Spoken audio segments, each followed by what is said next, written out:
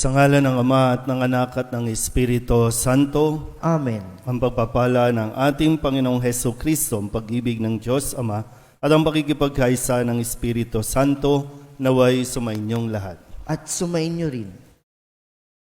Mga kapatid, tinipon tayo bilang mga kaanib na angkan ng Diyos, kaya dumulog tayo sa maawaing Panginoong nagpapatawad ng lubos. Sinugong tagapagpagaling sa mga nagsisisi, Panginoon, kaawaan mo kami. Panginoon, kaawaan mo kami. Dumating na tagapag-anyayang mga makasalanay magsisi, Kristo, kaawaan mo kami. Kristo, kaawaan mo kami. Nakaluklok ka sa kanan ng Diyos Ama para ipamagitan kami. Panginoon, kaawaan mo kami. Panginoon, kaawaan mo kami. Kaawaan tayo ng makapangyarihang Diyos, patawarin tayo sa ating mga kasalanan at patnubayan tayo sa buhay na walang hanggan. Amen. Manalangin tayo. Ama naming makapangyarihan, sa pagdiriwang namin taon-taon sa pagkabuhay, bilang pag-alala sa tinanggap naming pag-asa at dangal, maawain mong ipagkaloob na aming mapakinabangan ang ginugunita namin ng may pananampalataya at pagmamahal sa pamamagitan ni Jesucristo kasama ng Espiritu Santo magpasawalang hanggan. Amen. Magsiupo po ang lahat.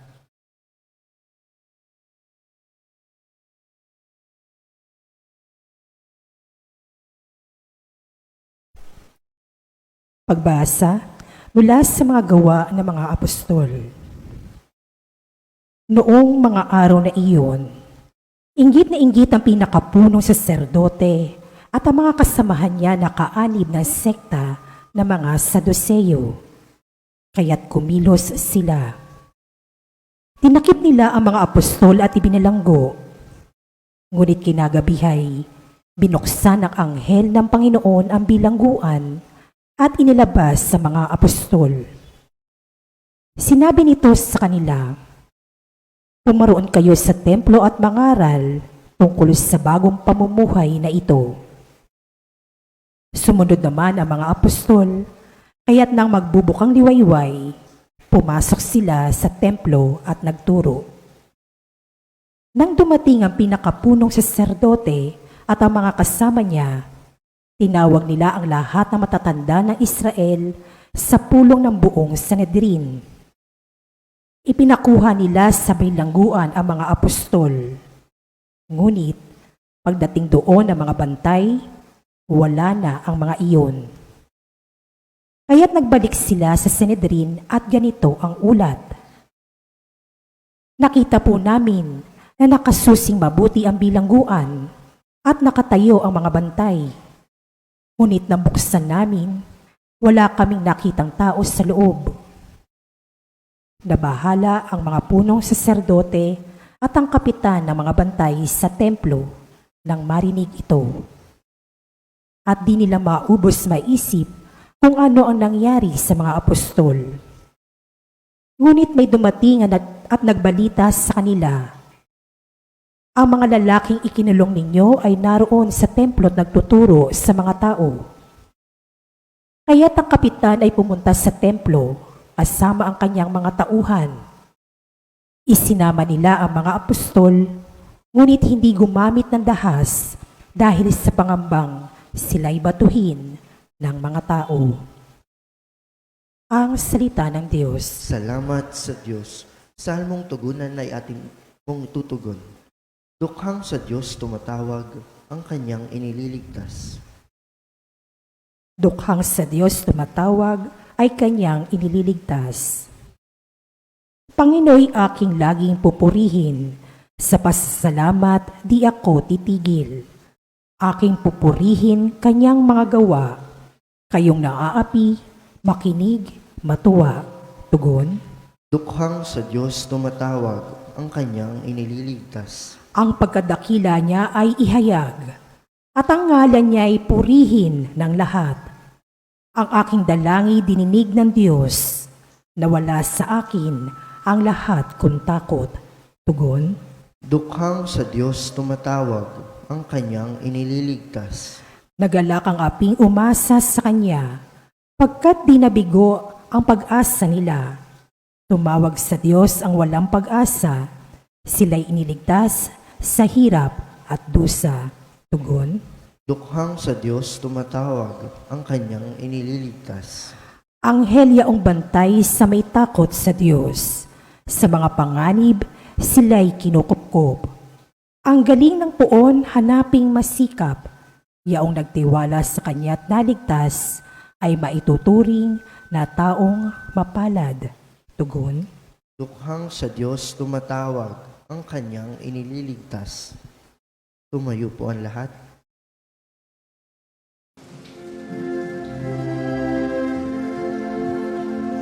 Hallelujah,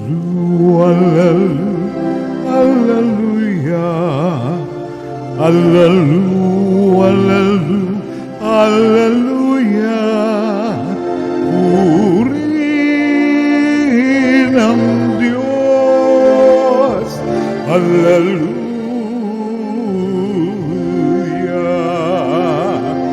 Purihin ang Diyos. Hallelujah.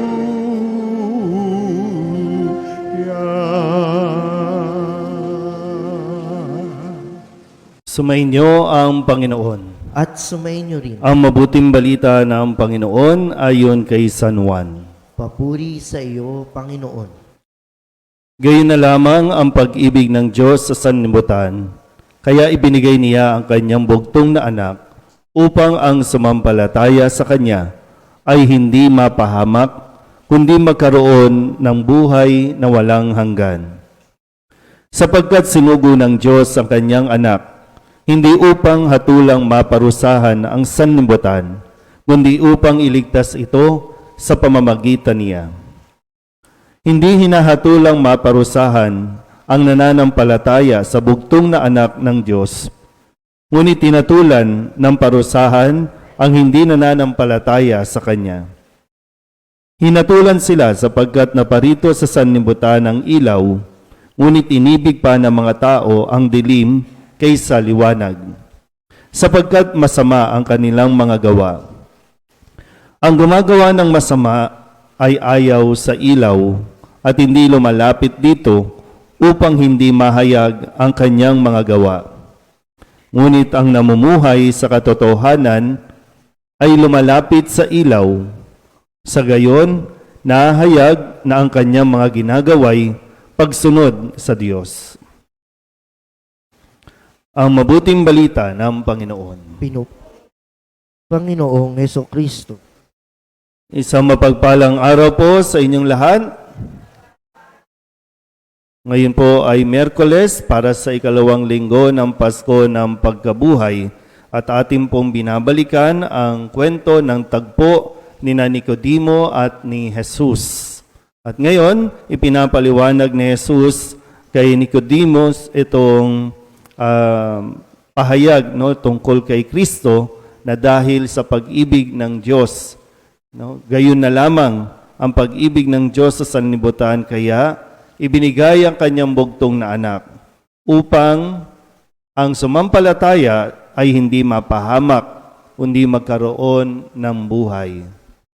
Minsan po na sasabi ng karamihan sa atin na pinaparusahan tayo ng Diyos. O kaya naman, kapag naglilingkod, pag sinabi natin kung kailan gusto mong maglingkod, kung kailan gusto mong ibigay ang iyong sarili, ang iyong oras para sa Diyos, doon naman maraming pagsubok, doon naman maraming problema na naiisip tuloy natin na tayo po ay pinaparusahan ng Diyos. O kaya naman, yung iba, ang sinasabi, kaya tayo nagkakasakit, kaya tayo napasok sa kung anumang gusot, ay dahil pinaparusahan tayo ng Diyos. So, malinaw po sa pahayag ni Jesus sa Ebanghelyo ni San Juan, na hindi tayo hinahangad o ninanais ng Diyos na maghirap o maparusahan. Tandaan po natin yan, ha? Kaya nga po ibinigay si Jesus para tayo ay tulungan, hindi para parusahan, hindi para hatulan. So bakit tayo nagkakaproblema? Isipin natin baka tayo ang mismong may gawa nito. Ano bang pinoproblema mo ngayon? Balikan mo muna. Yan ba ay dahil parusa ng Diyos o kagagawan mo rin naman? Dahil ang sinabi nga, no, pag lumalapit kay Jesus, nabubuhay sa liwanag. Kapag lumalapit kay Jesus, mas nakikita niya ang kanyang kamalian. At yun yung ayaw nating tanggapin, yung kamalian natin. Kaya yung iba mas nananatili at mas gusto na lamang sa dilim, mamuhay sa kung ano, no, yung kanilang nakasanayan na sa kalaunan ay problema rin naman talaga ang dulot. So, tandaan po natin mabuti, ha? Hindi tayo gustong parusahan ng Diyos. Ang gusto niya, tayo ay mailigtas. Ngayon, no, talagang kailangan lang talaga natin mas maging malakas, lalo tigit pagdating sa pananampalataya. Pero inyo, no, sa unang pagbasa, sa pagpapatuloy ng mga gawa ng mga apostol, sila ay ikinulong, no, dahil lamang sa pagsunod kay Kristo. Dahil lamang sa pagsunod, no, sa utos ng Panginoon na magpahayag ng mabuting balita. Pero sila, ayaw silang tantanan ng mga saserdote at ngayon ay nagpupulong-pulong pa sila. No? Nagsasama-sama sila at nag-iisip ng plano kung papaano patitigilin, kung paano patatahimikin itong mga alagad na ito. Kung isipin, nakakatakot yun. Mabilanggo ka. Kung isipin, malaking problema yon. Bakit tayo makakaranas ng ganong problema? Ay gusto mo lang naman magpahayag ng mabuting balita. Sinong may gusto nun? Sino ang may kagagawan nun? Bagamat, pwedeng iligtas ito ng Diyos. Kaya nga, no, mula sa bilangguan, lumitaw ang anghel at sila'y pinalaya. So, may mga pagkakataon po, no, na talagang makakaranas tayo ng mga ganitong pagsubok sa buhay. Pero manalig lang tayo at yun naman talaga lagi ang sinasabi, no? Manampalataya lang tayo kay Kristo dahil tanging na kay Kristo ang ating kaligtasan. Kung sa tingin ng mundo, talaga naman ang tingin ng mundo, no, kapag nagkakaproblema, yan ay parusa. Yan ang tingin ng mundo. Pag nagkasakit ka, pag high blood ka, alta presyon, diabetes, ano pa ba? Yan ba ay kagagawa ng Diyos o kagagawa natin? Yan yung mga katabi ninyo. Tatabaan na rin, di ba? Kagagawan ba ng Diyos yan? Tayo yan eh. Parati lang tayong pumupunta sa Diyos para isisihin o isisi sa Diyos. Pero sabi nga, no, pag lumapit, at sana sa tuwing makikita natin ang krus na kung saan ipinako si Kristo, mas maisip natin kung gaano tayo kamahal ng Diyos. Hindi niya tayo gustong mahirapan. Hindi niya tayo gustong parusahan. Tayo ang nagpapahirap sa ating mga sarili. Pinahihirapan natin ang ating mga sarili. Lalo tigit, huwag mong parusahan ang iyong sarili. Kung may nagawa kang mali, kung may nagawa kang kasalanan, huwag mong parusahan ang sarili mo. Ayaw nga ng Diyos parusahan ka, gusto niya patawarin ka. Yan lang, tayo talaga, gusto lang talaga natin, trip natin, no? Pahirapan ng sarili. So, isipin muna ng mabuti, ha? Ang problema ba natin ay dahil lumalapit tayo kay Jesus o dahil lumayo tayo kay Jesus? Kaya tayo nagka-problema. Amen?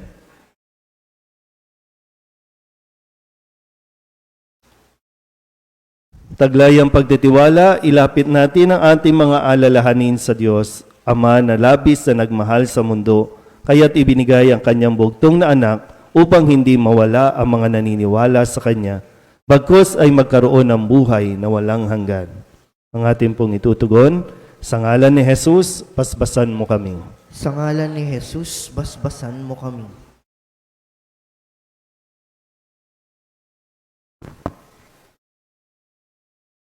Ang simbahan naway laging maging buhay na tanda ng pag-ibig at habag ng Diyos sa mga panahon ng kadiliman at kawalan ng pag-asa.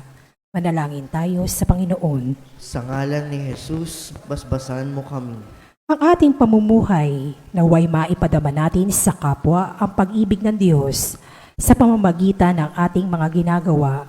Manalangin tayo sa Panginoon. Sa ngalan ni Jesus, basbasan mo kami. Ang pag-ibig ng Diyos naway maghatid ng kapayapaan sa ating mga puso at pagkakasundo ng lahat. Manalangin tayo sa Panginoon. Sa ngalan ni Jesus, basbasan mo kami. Ang mga may sakit at mga nagdurusa, naway makaunawa na mahal sila ng Diyos sa pamamagitan ng pangangalaga at pagkalinga ng kanilang pamilya at mga kaibigan. Manalangin tayo sa Panginoon. Sa ngalan ni Jesus, basbasan mo kami. Ang mga mahal natin sa buhay na namayapa, naway makabahagi sa kaluwalhatian ng muling pagkabuhay. Manalangin tayo sa Panginoon. Sa ngalan ni Jesus, basbasan mo kami.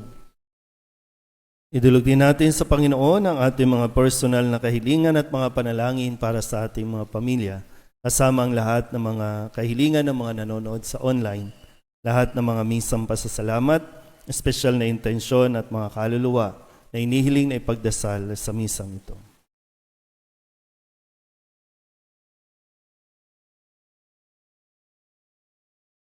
Ang lahat ng ito inihiling namin sa ngalan ni Kristong aming Panginoon. Amen.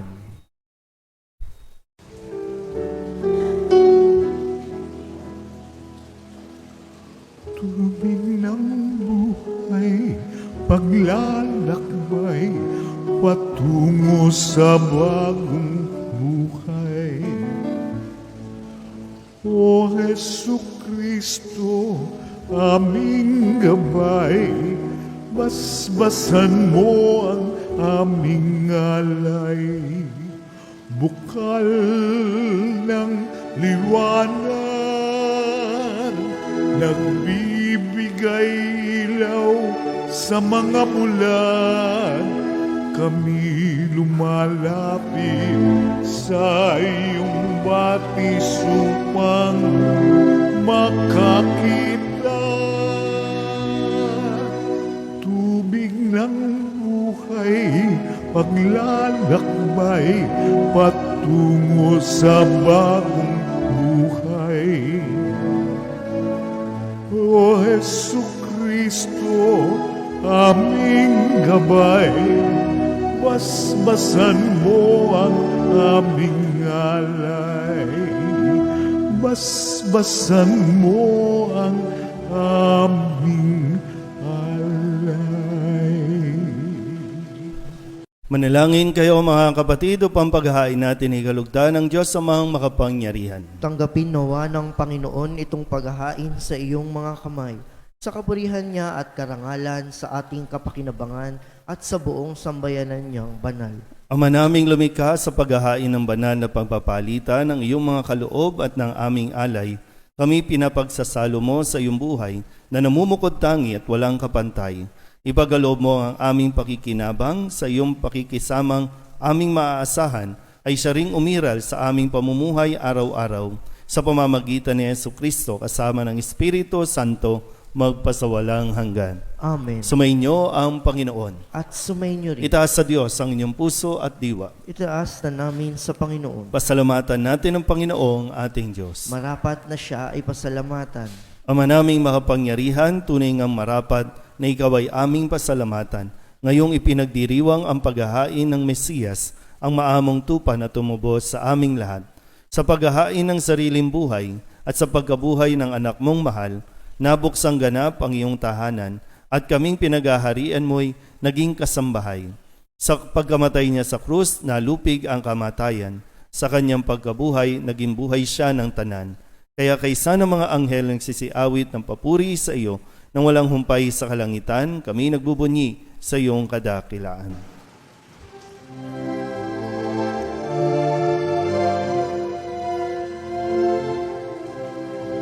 Santo, Santo, Santo, Panginoong Diyos makapangyarihan, napupuno ang langit at lupa ng kalwalhatian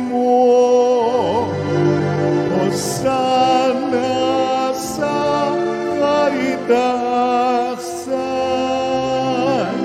pinagpalang na paririto sa ngalan ng Panginoon. Hosana sa kaitaasan.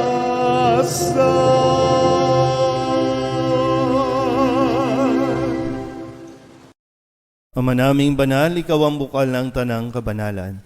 Kaya't sa pamamagitan ng iyong Espiritu, gawin mong banal ang kaloob na ito upang para sa aming maging katawan at dugo ng aming Panginoong Hesu Kristo. Bago niya pinagtiis ang kusang loob na maging handog, inawakan niya ang tinapay, pinasalamatan kaniya, pinaghati-hati niya iyon, iniabot sa kanyang mga alagad at sinabi, tanggapin ninyong lahat ito at kanin, ito ang aking katawan na ihahandog para sa inyo.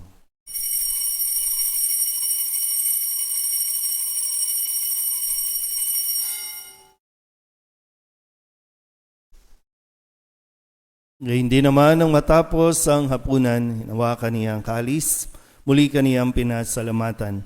Iniabot niya ang kalis sa kanyang mga alagad at sinabi, tanggapin ninyong lahat ito at inumin. Ito ang kalis ng aking dugo, ng bago at walang hanggang tipan. Ang aking dugo na ibubuhos para sa inyo at para sa lahat, sa ikapagpapatawad ng mga kasalanan. Gawin ninyo ito sa pag-alaala sa akin.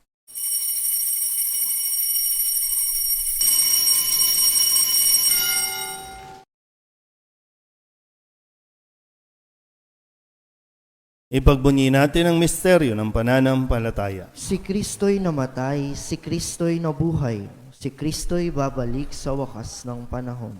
Ama, ginagawa namin ngayon ang pag-alaala sa pagkamatay at muling pagkabuhay ng iyong anak. Kaya tiniaalay namin sa iyo ang tinapay na nagbibigay buhay at ang kalis na nagkakaloob ng kaligtasan. Kami nagpapasalamat dahil kami iyong minarapat na tumayo sa harap mo para maglingkod sa iyo.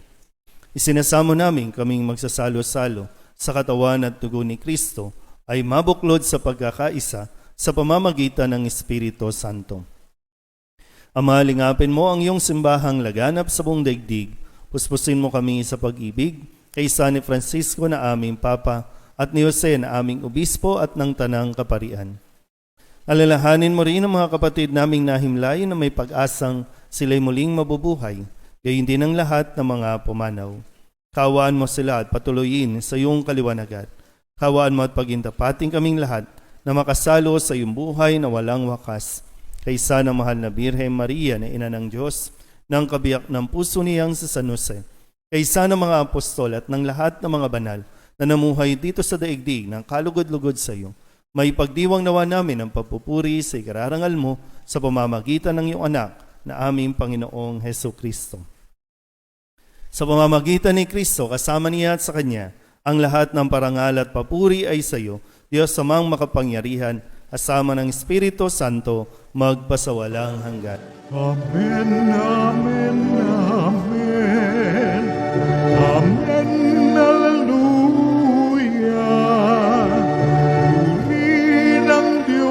Puri ng Diyos, amen, hallelujah. Amen, amen, amen. Amen, hallelujah.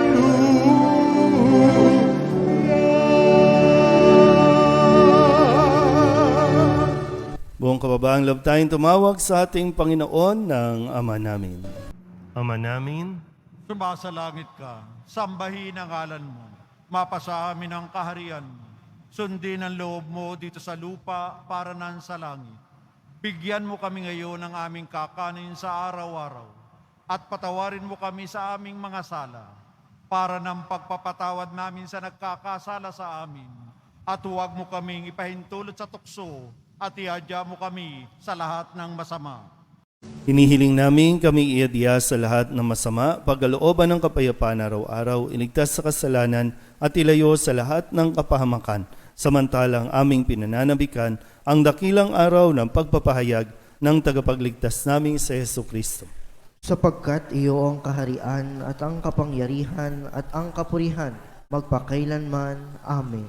Panginoong Hesu Kristo, sinabi mo sa iyong mga apostol, kapayapaan ang iniiwan ko sa inyo, ang aking kapayapaan ang binibigay ko sa inyo.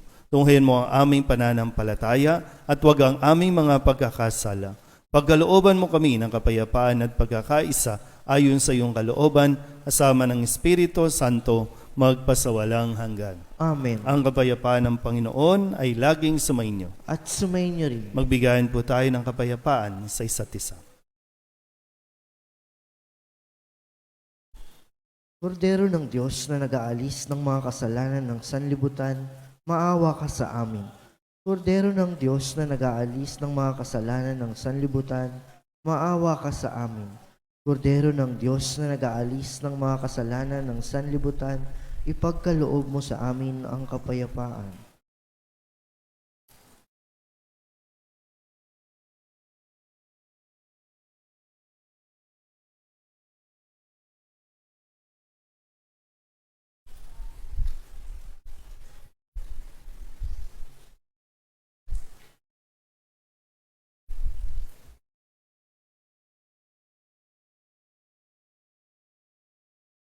Ito ang kordero ng Diyos. Ito ang nag-aalis ng kasalanan ng sanlibutan. Mapalad ang mga inanyayahan sa kanyang piging. Panginoon, hindi ako karapat-dapat na magpatuloy sa iyo, ngunit sa isang salita mo lamang ay gagaling na ako. Katawan ni Kristo, Amen.